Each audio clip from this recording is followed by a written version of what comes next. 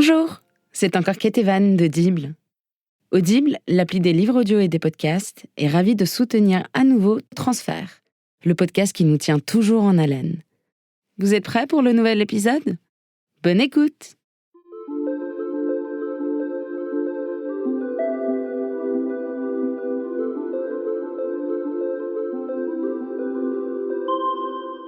À quoi tu penses ? C'était ma question préférée quand j'étais petite. J'adorais qu'on me donne la parole, qu'on puisse s'intéresser à moi, au point de vouloir entrer dans mes pensées. En voiture, parfois, je me concentrais profondément sur un sujet qui me semblait pouvoir être important, intéressant, en prévision du moment où ma mère peut-être me dirait « Charlotte, à quoi tu penses ?» C'est une question de couple aussi, une merveilleuse question qui dit « Viens, on est mieux à penser ensemble, que chacun de son côté. Parle-moi, dis-moi, ça m'intéresse. » Mais imaginez qu'un beau jour, vous ne puissiez plus partager vos pensées, qu'elles deviennent si inquiétantes, si lugubres soudain, si subversives, que vous vous sentez obligé de les garder pour vous, enfermé en vous-même. Parce que vous vous tenez sur le quai du métro, vous voyez le premier wagon arriver et vous vous dites « je vais me jeter sur les rails ». Un instant, vous vous dites « et si je le faisais ?» Vous n'en avez aucune envie, mais de manière fugace, la peur d'en avoir envie vous traverse, irrationnelle. Et sauter sur le quai du métro, c'est une chose, mais si vous étiez dangereux, si soudain ce passager assis sur le strapontin près de vous, vous lui arrachiez les cheveux, si vous étiez capable de lui faire du mal, de le tuer, et vous vous mettez à avoir peur de vos propres pensées, à avoir peur de vous-même. Je suis Charlotte Pudlowski et vous écoutez Transfert, un podcast de Slate produit par Louis Média. L'épisode d'aujourd'hui raconte l'histoire de Martin et il est signé Iris Ouedraogo.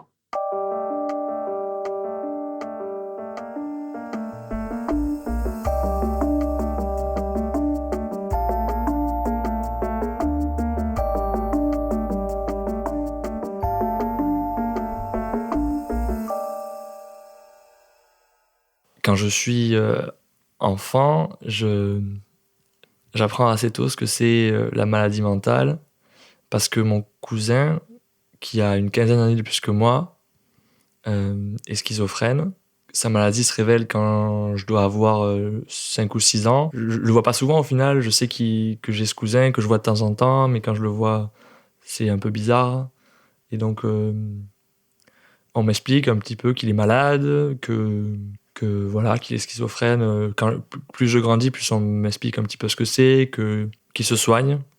Et en grandissant, avec les copains qu'on a à l'école ou au collège, au début du collège, ça m'est arrivé de me retrouver en discussion où on discute de il s'est passé, vous ne connaissez pas cette histoire, ce fait divers. Ça peut être un peu un jeu entre copains de se raconter des histoires comme ça, où on raconte des choses bizarres qu'ont fait des gens qui ont pété les plombs, qui ont perdu la raison. Et alors ça peut faire rigoler des gens.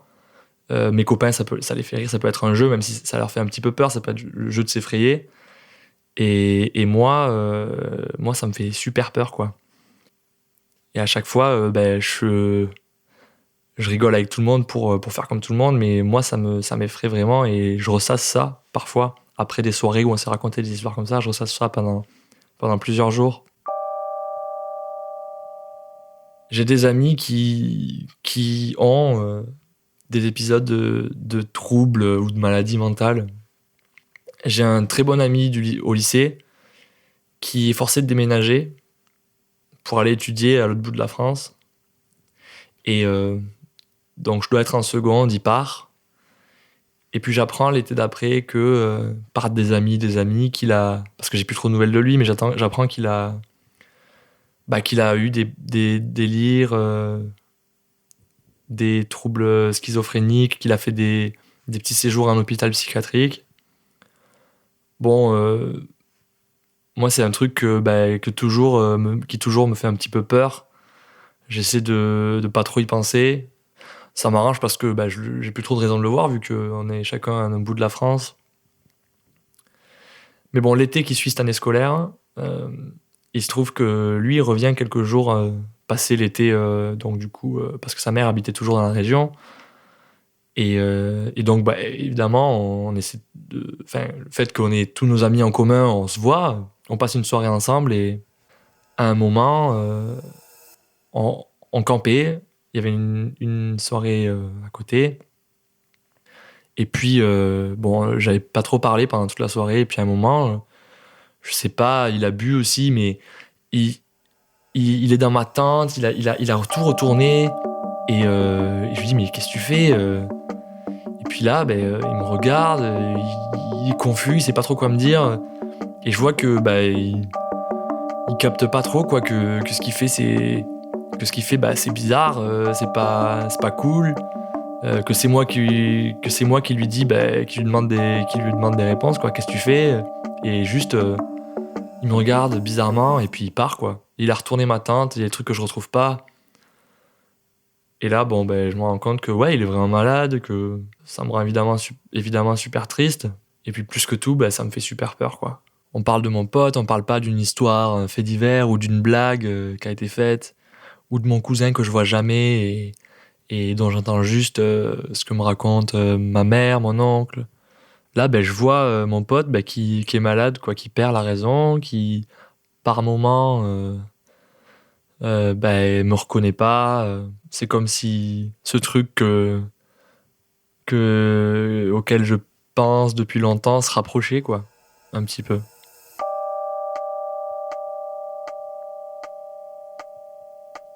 J'ai un autre ami, aussi très proche, avec qui je suis pote depuis que je suis tout petit. Et par 2 fois, à 2 soirées, il fait quelque chose de très bizarre, à savoir, la première fois, il part. Bon, on a beaucoup bu, mais d'un coup, il part en courant, quoi.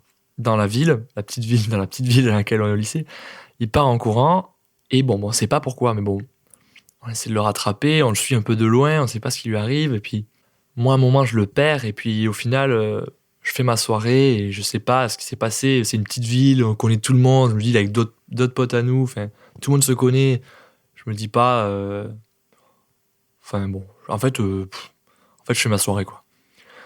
Et c'est le lendemain que ma mère me raconte que, en fait, elle passait la soirée avec sa mère à lui. Et elle me raconte que ils l'ont poursuivi partout, qu'il avait agressé les gens, qu'il était violent. Il a dû être arrêté par les pompiers par la force. À l'hôpital, il a frappé une infirmière dans son délire. Il a pété un plomb, quoi. Mais le lendemain, il a toute sa tête. Il en rigole presque avec une grosse gueule de bois. Ah, hier, j'ai fait n'importe quoi. Je préfère me dire que c'est rien, quoi. Alors qu'en fait, ça me fait grave flipper.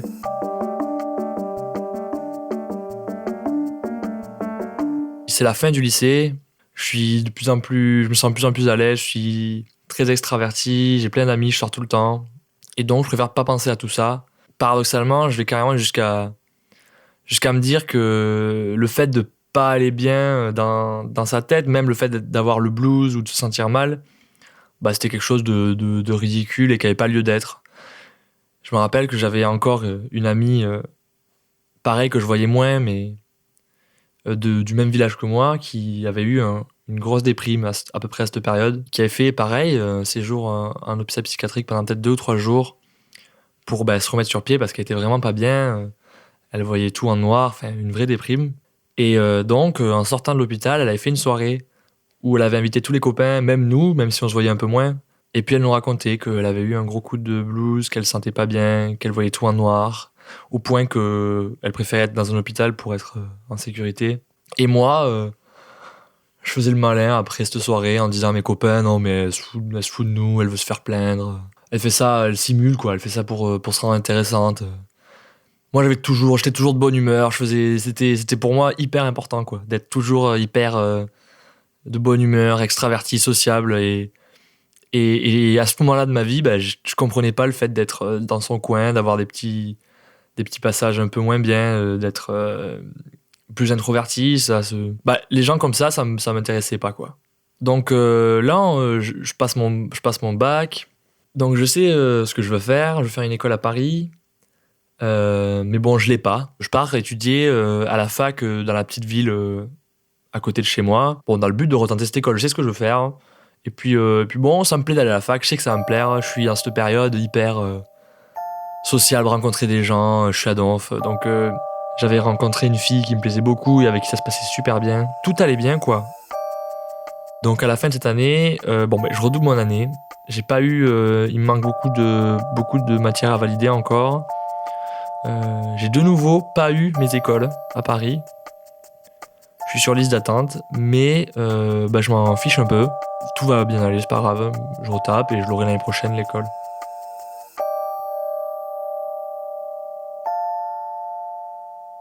Pendant cet été, je pars faire une grosse fête chez les amis. Une grosse fête qu'on faisait chaque année, où on boit beaucoup, on fume beaucoup. Et ce soir-là, j'ai quand même malgré tout, j'ai quand même été toujours assez frileux avec le cannabis parce que je savais que ça pouvait avoir un effet un peu, tout ce qui pouvait agir à un moment sur le cerveau, qui pouvait déformer notre perception des choses, ça me faisait peur parce que quand même malgré tout, même si j'essayais de le cacher, je savais que j'avais peur de ça. Et donc ce soir, je me suis pas géré du tout à cette fameuse soirée et j'avais trop fumé, quoi, clairement. Mais dans la première partie de la soirée, c'était juste trop drôle. J'étais encore dans mon délire, tout va bien, on est tous très heureux, je rigole beaucoup avec tout le monde. On est tous déguisés et moi, j'ai un bandeau sur la tête, comme un joueur de tennis, pour me remonter les cheveux. Et un copain me dit « Oh, on dirait Gustavo Kuerten, un vieux joueur de tennis, tu lui ressembles grave. » Ça fait rire tout le monde, je fais le pitre, je mime une partie de tennis au milieu de la soirée. Tout le monde rigole, c'est un peu le running gag de la soirée. Salut Gustavo, voilà, c'est marrant. C'est marrant jusqu'au moment où en fait, ça devient une sorte de... Enfin, d'un coup, je développe une genre de parano selon laquelle je vais rester bloqué dans cet état-là. Je commence à dire, mais arrêtez, c'est pas drôle. Je suis sûr, je vais rester bloqué dans ce personnage, quoi. Et donc la soirée continue et voilà, toujours pareil.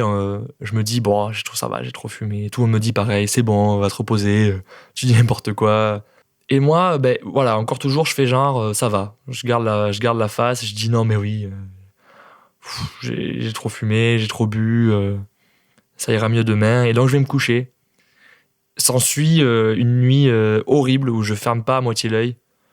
Et où, en fait, je ressasse en boucle, que je suis persuadé que ce que je me disais dans ma tête, c'est que je vais me réveiller fou. J'avais peur de me réveiller et de me dire au réveil que j'étais Gustavo Kuerten, quoi. Et puis, à un moment, je ferme l'œil. Ça va déjà un peu mieux. À ce moment-là, je dors peut-être 3 heures et quand je me réveille, je me rends compte que je suis pas bloqué dans le délire de Gustavo Kuerten, mais je suis terrorisé et j'y repense pendant toute la journée, des jours, des nuits encore après. Et je me dis, mais comment ça se fait que ça m'affecte autant, quoi. Je veux dire, c'est bon, quoi. J'ai fait un bad trip, mais tout le monde en fait et puis ça va, quoi. Puis non, je continue à y penser. Donc je retourne à la fac, je retrouve ma copine et je sens quand même que cet épisode de l'été m'a un petit peu marqué et je me sens un petit peu, comme je voulais pas être, un petit peu plus déprimé. Je sais pas, il y a quelque chose qui me fait peur, je sais pas encore ce que c'est. Et puis malgré tout, en fait là, à la rentrée, de me retrouver dans la même fac, au final, ça me motive moins. Je suis moins dans l'état d'esprit que j'étais la première année. Je me rends compte que en fait, ça fait 2 ans que je loupe mon école et que c'est pas de très bon augure pour l'avenir. Et donc à la rentrée, un jour où ça se passe un peu moins bien, parce que ça se passe un peu moins bien avec ma copine, et puis voilà. Je suis donc dans cette ville, c'est une journée que je viens de passer avec ma copine, et donc je sors de chez moi, et sur le chemin de la fac, entre chez moi et la fac, j'habitais juste à côté, à 200 mètres, il y a un resto auquel j'allais souvent, et j'avais l'habitude toujours, je passe devant, je fais coucou au patron, au serveur que je connais bien parce que j'y vais souvent, et il y a une pensée je me vois en train d'embrasser le serveur, le patron. Je m'imagine avec eux, ça me fait tiquer, quoi. Limite, je cligne des yeux, Enfin, je me force à regarder en bas, je trace ma route et je sais pas d'où est venue cette pensée en fait. Je sais pas qu'en penser, je sais pas ce qui s'est passé en fait. Enfin, c'est même pas le fait que je suis pas tant choqué par le fait que d'un coup je m'imagine avec un homme. Je suis plus par le fait que je sais vraiment pas comment cette pensée est arrivée à ma tête en fait, à mon cerveau. C'est vraiment comme si ça passait devant mes yeux, voilà, d'un coup, sans raison. Bon, ben évidemment, je suis complètement ailleurs toute la journée. Je me dis mais qu'est-ce qui m'est arrivé? Je ressasse ça et ça devient une sorte d'obsession en fait. À force d'y penser, j'y pense tout le temps. Ça se reproduit avec tout le monde, avec n'importe qui. Je parle avec quelqu'un, avec mon prof, avec mes potes, j'imagine tout et n'importe quoi. Je m'imagine avoir des relations avec d'autres personnes que ma copine en permanence.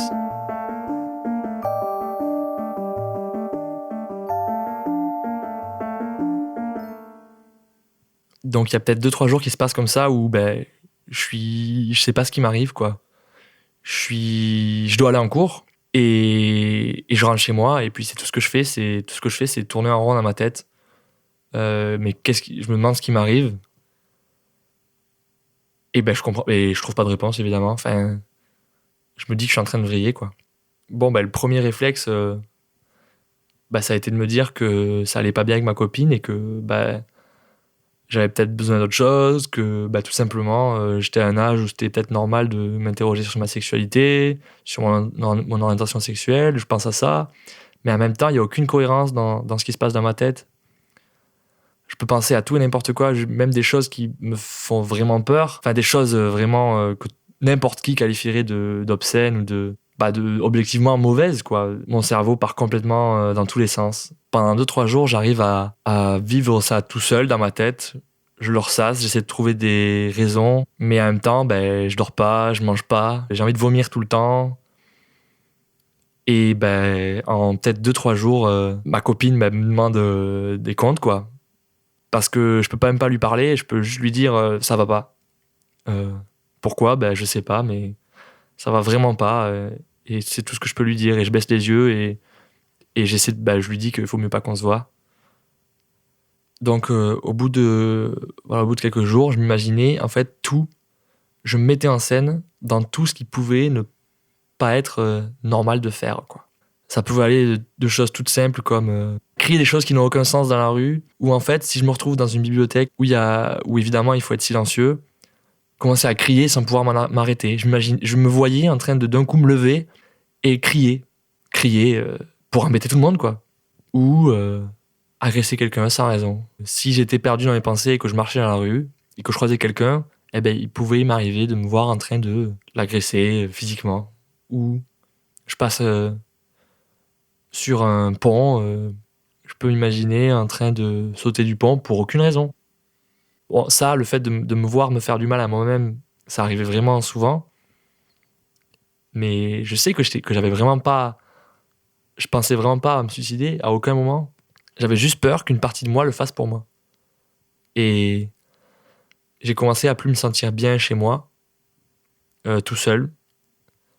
Si je voyais le couteau dans le coin de ma cuisine, je pouvais imaginer des choses, me voir me faire du mal à quelqu'un. Donc au bout de quelques jours, vraiment quelques jours après que ça commence, je pouvais plus rester chez moi et donc j'ai commencé à rentrer tous les soirs chez mes parents, qui habitaient à 1 heure à peu près de cette petite ville où j'étudiais.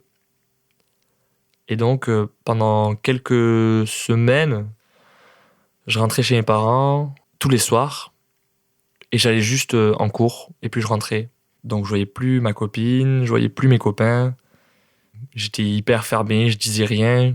Tout le monde voyait quand même que j'étais pas bien. J'arrivais plus à moitié à parler aux gens, à suivre une conversation parce que j'avais ces pensées qui me prenaient la tête, quoi, qui s'imposaient à moi tout le temps. Ma copine, à force que je lui donne pas de réponse, que j'arrive pas à lui parler, à lui dire n'importe quoi, elle a fini par me lâcher. Et très rapidement, j'ai eu l'impression que je passais du top, du peak time de ma vie, du meilleur moment au pire, quoi. C'était vraiment angoissant. J'étais angoissé tout le temps. Parce que j'avais l'impression que que j'étais en train de vriller et que j'étais capable du pire, quoi.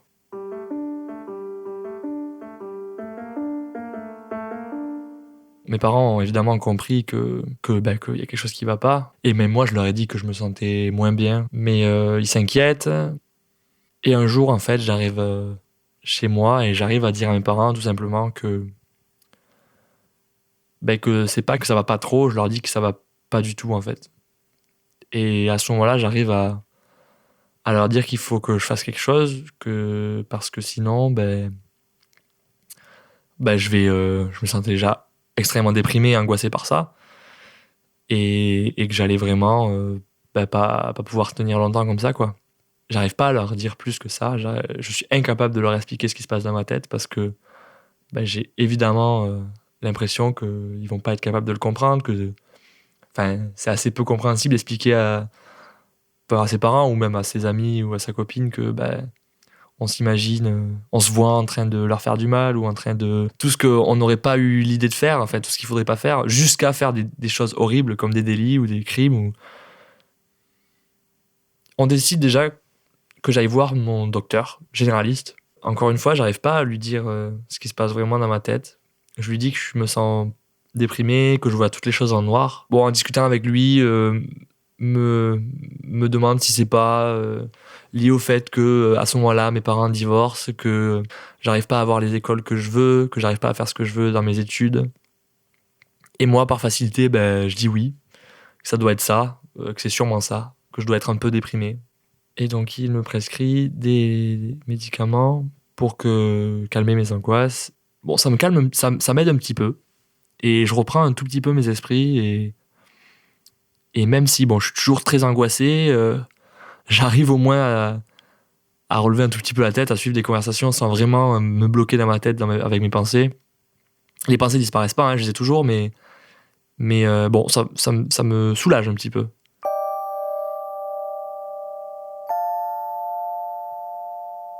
À ce moment-là, je reçois un courrier de l'école que je voulais faire à Paris, qui me dit que j'étais sur file d'attente, que quelqu'un s'est désisté, et que si je veux, j'ai ma place et que je peux être en cours le lendemain. Enfin, je reçois le mail le dimanche, et je sais que le lundi, ils me disent vous pouvez commencer les cours le lundi matin. Moi, je suis quand même conscient que ça arrive au pire moment où ça pourrait arriver, parce que même si depuis quelques jours, je vais un tout petit peu mieux, je suis quand même totalement angoissé en permanence.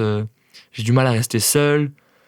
Et là, il faudrait que je parte à Paris tout seul, quoi. Et en fait, c'est ce que j'attendais depuis longtemps, quoi. J'avais qu'une envie, c'était de me partir, découvrir de nouveaux endroits. Mais là, c'est le pire moment. Donc j'hésite. Et c'est mon oncle qui me dit non, mais si tu le fais pas, tu vas le louper. Et puis il me pousse à y aller et j'y vais. Et donc j'arrive le lendemain, vraiment, je prends le train de nuit, j'arrive le lendemain matin à Paris avec mon sac à dos. Et en fait, le fait d'arriver comme ça, de débarquer, plein de gens à rencontrer dans ma nouvelle classe, plein de nouvelles choses à apprendre qui m'intéressent beaucoup, c'est ce que je veux faire depuis toujours. En fait, j'arrive à vivre avec ces idées, quoi, avec ces pensées. J'en ai toujours, mais le fait de faire plein de choses, ça éclipse un peu ça, quoi. Dès que j'ai une idée, une pensée ou une vision, c'est pas vraiment une vision, je le vois pas de mes propres yeux, je l'imagine dans ma tête, mais dès que j'ai ça qui arrive, je passe à autre chose. Bon, allez hop, j'ai tout, je passe ma vie avec cette nouvelle classe, je fais le mec qui arrive, qui est hyper motivé. Première semaine, je leur propose plein de trucs, j'ai épluché tous les événements qui me plairaient de faire à Paris. Je visite des apparts, je fais des dossiers pour avoir des logements étudiants. Et en fait, je me pose pas une seconde, quoi. Et ça marche, en fait. J'ai toujours ces pensées, mais j'arrive à les chasser en les remplaçant par d'autres, en fait. Pendant plusieurs mois, je vis comme ça, donc à Donf, à faire plein de choses pour m'occuper l'esprit. Pendant ces rares moments où je me retrouve seul avec mes pensées, chez moi le soir ou en cours, je développe une technique qui consiste à répéter les syllabes des phrases que je viens d'entendre à l'instant, en fait. Mais comme si je les comptais, en fait. C'est comme une sorte de toc qui se passait dans ma tête. Souvent, on me disait, mais tu penses à quoi, là, en fait? je répétais la phrase que je venais d'entendre. Comme, par exemple, là, à l'instant, je viens de faire une phrase. Et bien, dans ma tête, je me disais, là, à l'instant, je viens de faire une phrase. Et ça, ben, ça m'obligeait à penser à autre chose. Et vu qu'il y avait toujours une phrase qui suivait l'autre pour l'alimenter, et ben, si j'avais pas quelque chose qui m'occupait l'esprit, j'avais toujours ça qui me permettait de penser à autre chose. Je me disais que, bon, je savais que j'avais toujours un problème à régler, mais je voyais que je pouvais vivre avec, quoi, en attendant de le régler en tout cas. Et un jour, je suis donc chez moi, tout seul pour une fois, et j'ai une amie qui m'appelle et qui me dit que apparemment, il serait arrivé quelque chose à notre ami, celui qui avait eu des problèmes, qui était parti, qu'on avait recherché dans la forêt. Elle sait pas exactement, elle a peur, elle est en train de pleurer, elle me dit qu'on le retrouve plus. Quelqu'un lui a dit qu'il avait eu un accident de voiture et qu'on le retrouvait plus. Bon, on s'appelle tous. Là, je vois que ma mère m'appelle. Et là, je me dis qu'il y a quelque chose qui va pas. Et en fait, ma mère m'explique que mon pote s'est pendu chez son père. Donc là, j'essaie. En fait, je sais pas si j'essaie encore une dernière fois, de garder la face. Mais j'arrive pas à pleurer sur le coup. Mais je suis vraiment perturbé, quoi. Je me dis que c'est pas possible, que en fait jusque-là je me disais que c'était pas grave, quoi, que quand il pétait les plombs c'était l'alcool et qu'il allait bien en fait et que ça va, quoi. Et donc là j'avais un peu du mal à le réaliser. Donc voilà, ben je descends 3 jours après ou 4, le week-end pour l'enterrement. Et en fait c'est seulement au moment où j'ai vu mes parents que j'ai vraiment réalisé. Et là, c'est horrible, mais j'ai plus eu peur pour moi que j'ai été triste. Mais la première chose qui m'a vraiment envahi l'esprit, c'est en fait, moi aussi, tout ce qui me passe par la tête, un jour, ça pourrait se réaliser, quoi. Je pourrais faire du mal à quelqu'un, je pourrais me faire du mal à moi. Parce que lui, il l'a fait, en fait. Lui était vraiment mal comme moi je le suis. Et il l'a fait, quoi.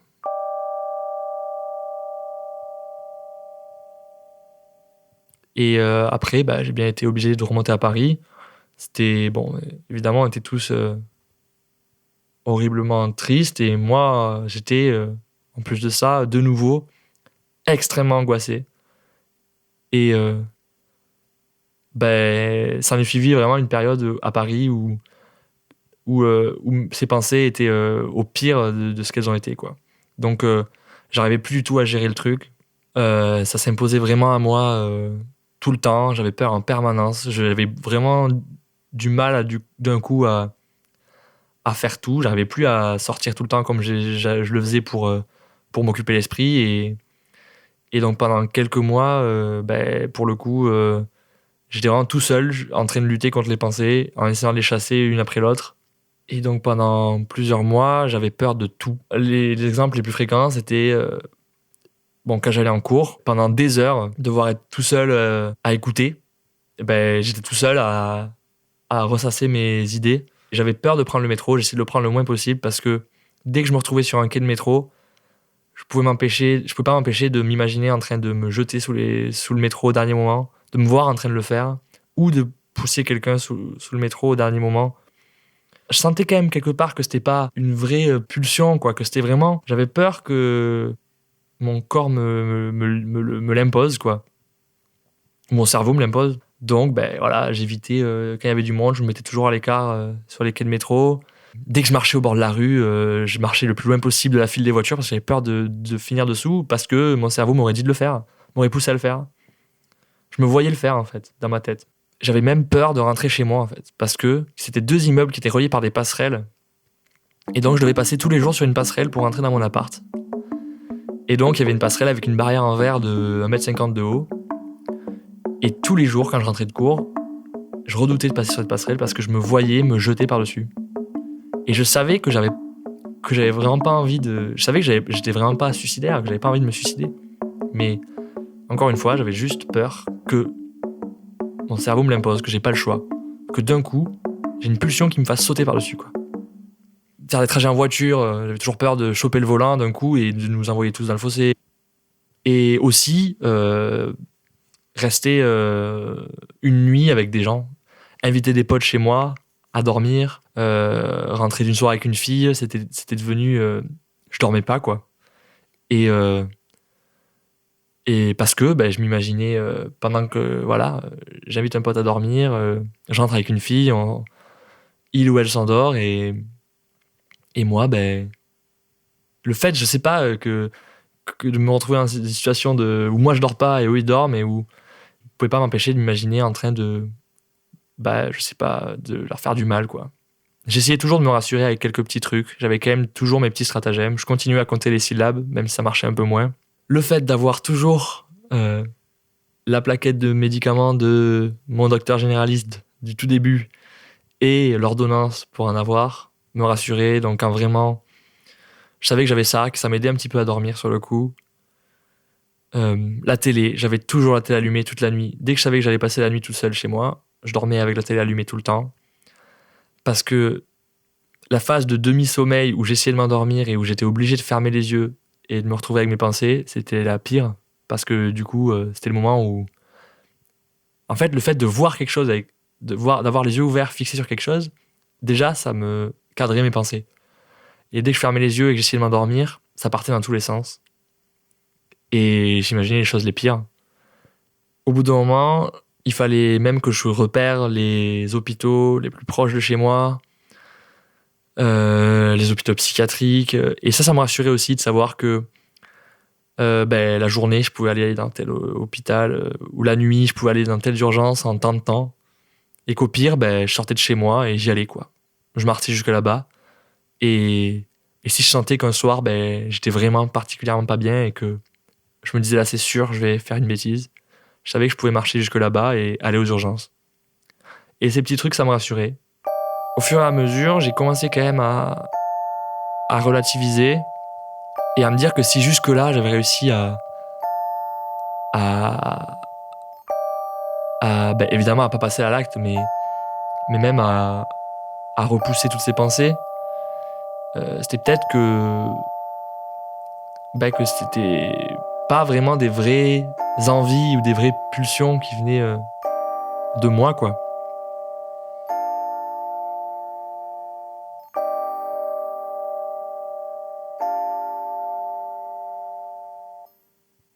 Et un jour, je me suis dit, en le disant comme ça, je pourrais presque le dire, en parler à quelqu'un, sans qu'ils se disent que je suis un fou furieux, dangereux. Et donc, j'ai repris l'ordonnance de mon médecin généraliste que j'avais vu la première fois où ça m'est arrivé, qui me recommandait à un psy. Et donc, je suis allé, pour la première fois, voir une psychologue donc à Paris, dans un centre universitaire. Les premières fois, quand j'arrive chez la psy, j'arrive pas à lui dire exactement ce qui se passe dans ma tête, toujours pas. Comme à mes parents ou comme à mon docteur, je dis simplement que je suis déprimé, je vois tout en noir. Elle arrive un petit peu à me faire dire que j'arrive à m'imaginer me faire du mal, par exemple. Je pense qu'elle comprend un peu ce qui m'arrive. Et elle me fait m'inscrire à un groupe de discussion pour les étudiants qui ont besoin de discuter de leurs problèmes. Pendant la première séance, on propose à chacun de parler de ce qui va pas chez lui, de parler de ce qu'il veut d'ailleurs. Mais moi, je me sens pas trop de le faire. Déjà que j'ai du mal, juste en tête-à-tête avec une psy qui est là pour m'écouter. Là, je suis sûr que je vais pas y arriver, mais je passe la séance à écouter tout le monde. Et en fait, ça me fait énormément de bien de voir qu'il y a déjà d'autres gens qui ont des problèmes et qui arrivent à en parler sans se dire qu'ils vont être pris pour des fous. Et j'arrive, même s'il y a personne qui a exactement la même chose que moi, j'arrive à faire quelques rapprochements et à me dire qu'en fait, peut-être que ce que j'ai, vu qu'il existe plein de choses bizarres dans la tête des gens, peut-être que ce que j'ai, il y a d'autres gens qui l'ont vécu, que c'est pas quelque chose de définitif, quoi. Et alors donc, avec ce groupe de parole et avec le recul que j'arrive à prendre, je me dis, en fait, peut-être que j'ai une maladie ou un problème, en tout cas, Et bien en fait, je vais peut-être le régler. C'est peut-être une option en fait, que je vais le régler et que ça va aller mieux. Ça me fait énormément de bien, je relativise vraiment, je prends du recul. Et je me dis que ça va faire partie de ma guérison, quoi.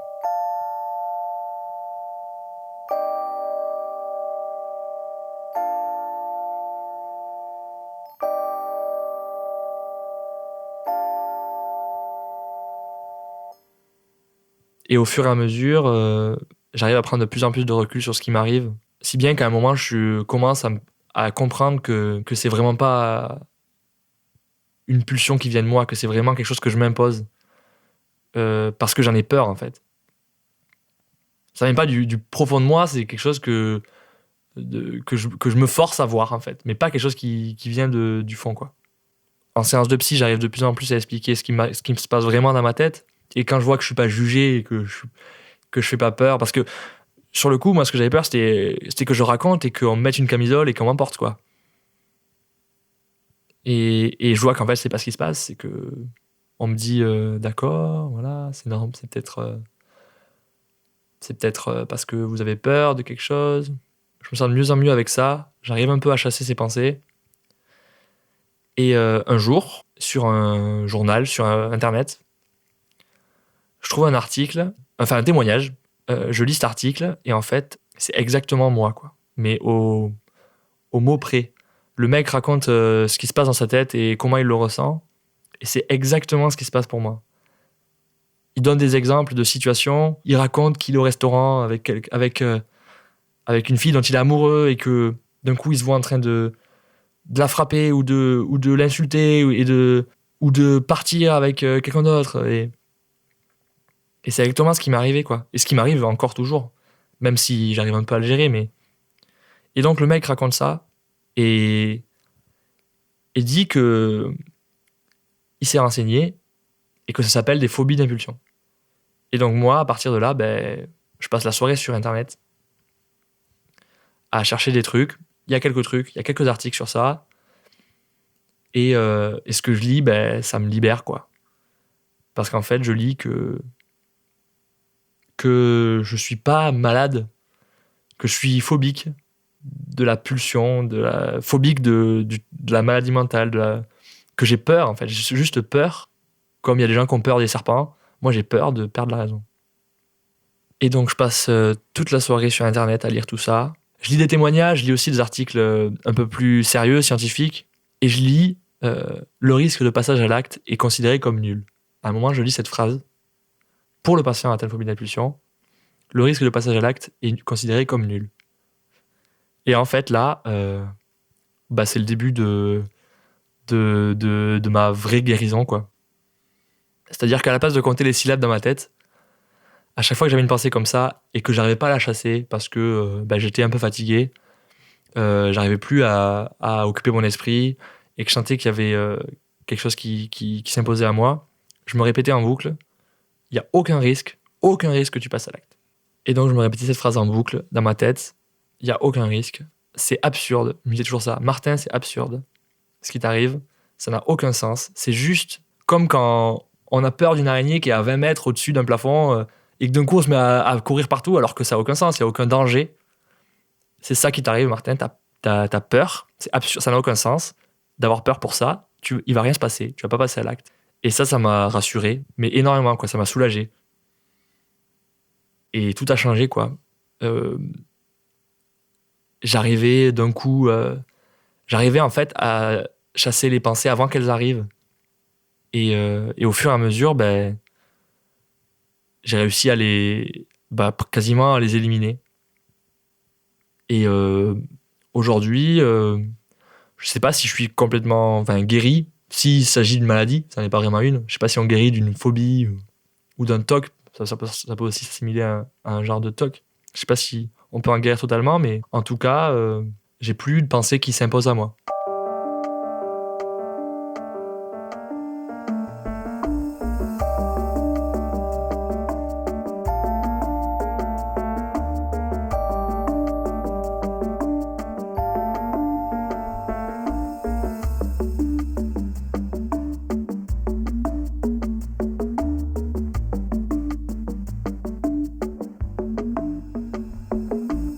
Cet épisode de Transfert a été réalisé par Iris Ouedraogo, la musique est de Maxime Daoud et le mix de Jean-Baptiste Aubonnet.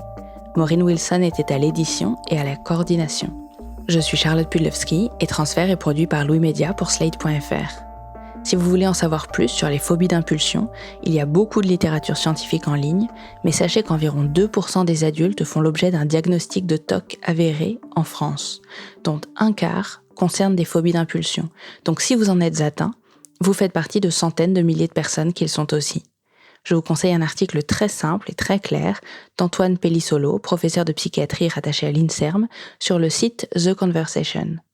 Et si cet épisode vous a plu, n'hésitez pas à le dire sur les réseaux sociaux et à nous suivre @transfertpodcast, @chapudlo sur Instagram, @slatefr et @louismedia, un peu partout. À très vite. C'est encore Ketevan d'Audible. Cette écoute vous a plu ? Alors venez découvrir notre catalogue sur audible.fr. Essayez, le premier livre audio est offert.